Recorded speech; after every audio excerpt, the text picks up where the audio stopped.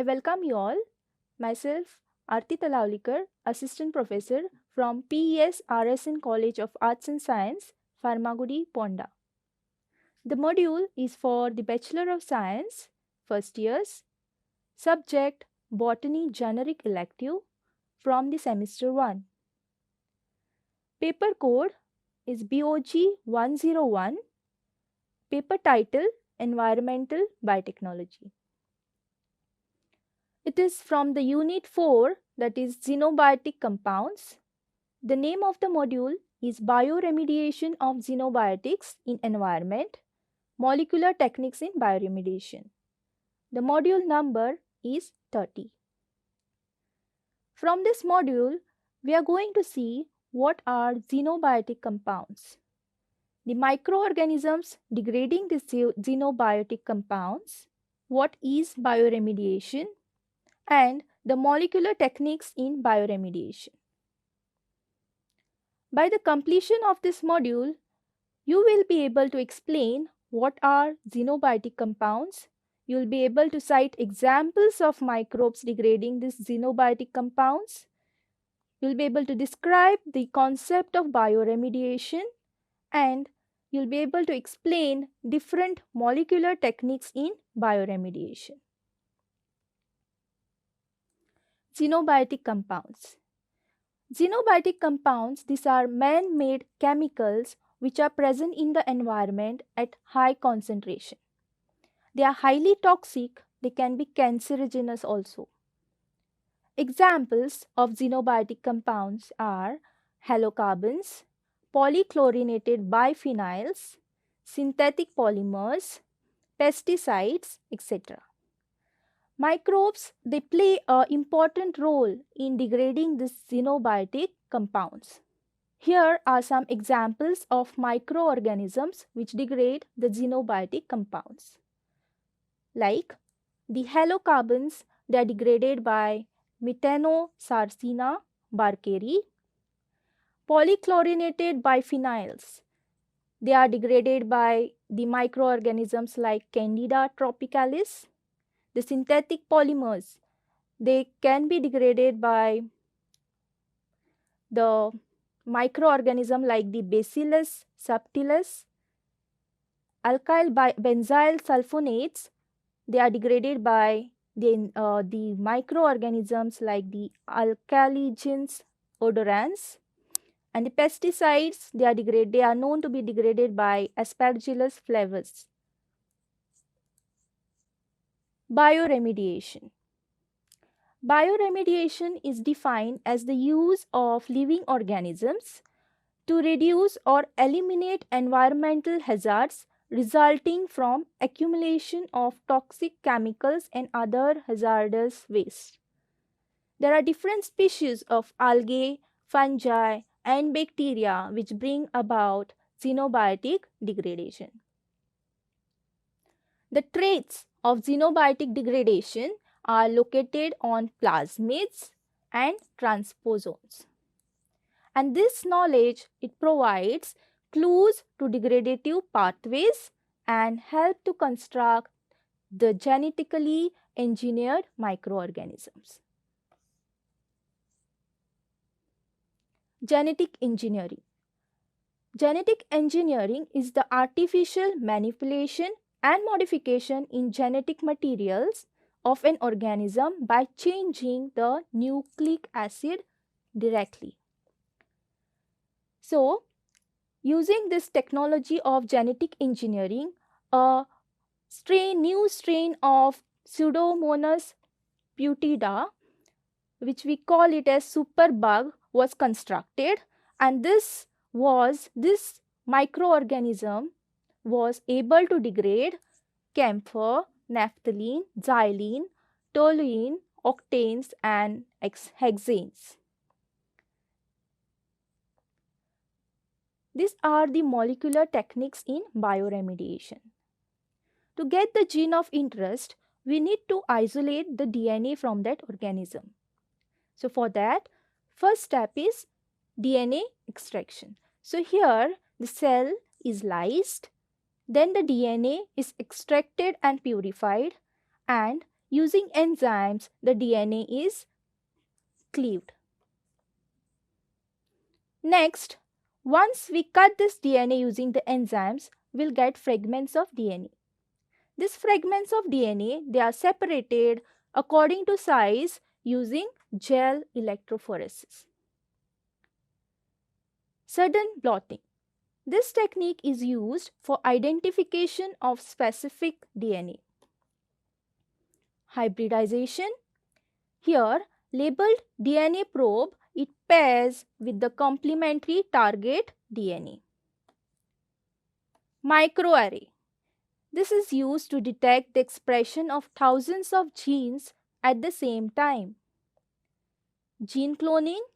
This is production of exact copies of a particular gene. Polymerase chain reaction, which we also call it as PCR. Here, this is used to amplification of specific DNA sequence.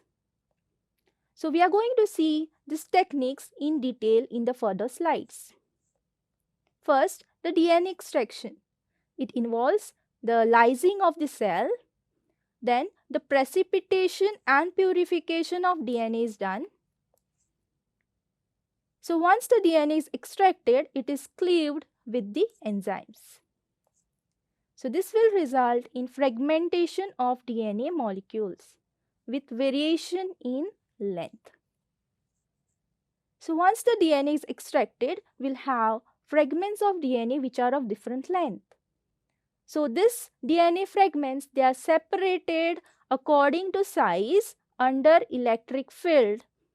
We use a technique called as gel electrophoresis. So this gel electrophoresis, it uses agarose gels or polyacrylamide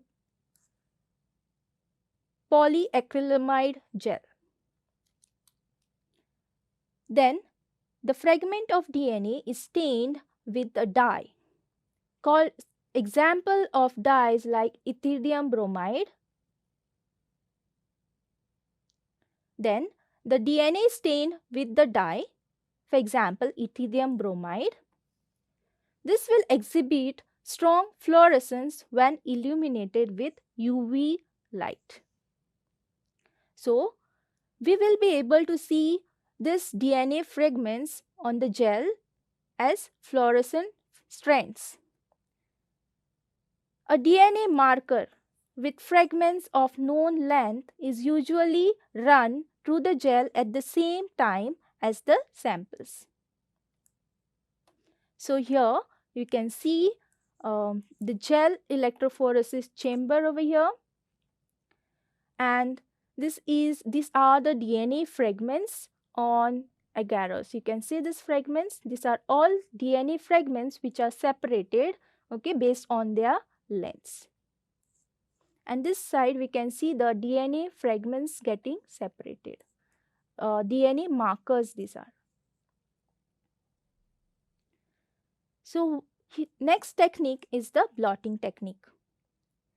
This is done for identification of specific DNA, RNA or a protein. So there are different types of techniques. So for DNA, we call it as southern blot. For RNA, it is the northern blot, and for proteins, western blot. So here, this is the gel with fragments of DNA. Okay, electrophoresis. So this gel with the fragments is then transferred. So the DNA is transferred from the agarose gel to a nylon membrane. So this is the nylon membrane which is shown. So now during this process, the DNA which is present on the gel will get transferred on the nylon membrane. Then the membrane having the DNA fragments, they are bathed in a solution containing a probe. A probe is nothing but a short piece of DNA complementary to the sequence of interest. Hybridization. This is the nucleic acid hybridization, which is a process used to identify specific DNA sequences. So example is FISH, which is fluorescent in situ hybridization. So here a fluorescent tagged probe is used. Next is microarray technique. This microarray, a DNA microarray, it is a collection of microscopic DNA spots which are attached to a solid surface. So each spot, it contains a known DNA sequence or genes. A complementary sequence of DNA is labeled with fluorescent tag and used to hybridize the immobilized DNA molecule. So this technique, that is microarray technique, it is used to detect expression of thousands of genes. So this is a DNA microarray. You can see this over here, the spots which are magnified, which contains known DNA sequence. Gene cloning, this is used to make multiple copies of that particular gene of interest. So these are of two types, cell-based DNA cloning and cell-free DNA cloning. So cell-based, wherein a fragment of DNA containing the gene to be cloned, it is inserted into a suitable vector. This will produce the recombinant DNA molecule. And this vector, it acts as vehicle that transports the gene into a host cell. So when the host cell will divide, it will produce copies of recombinant DNA molecule. This is the polymerase chain reaction. This is used to for amplification of specific DNA sequence. So it involves 3 steps, that is denaturation, extension and annealing. So this is a PCR machine. So these are the different steps we can see. So over here, one DNA will produce 2 DNAs on the completion of one cycle. So here we can see the first step, that is denaturation of the DNA, 2 strands of DNA. Then annealing of the DNA primers will take place. And during the third step, elongation, wherein the DNA strand will elongate. Conclusion. So all these techniques, they provide a better understanding and control of environmental biotechnology processes, and these are cost effective. So attempts are being made to develop genetically engineered microorganisms for xenobiotic compound degradation. These are the references. Thank you.